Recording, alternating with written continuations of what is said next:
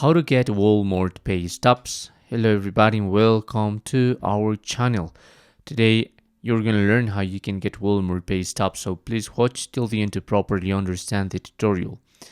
The URL we're going to be doing this is one.walmart.com, and this is a home page.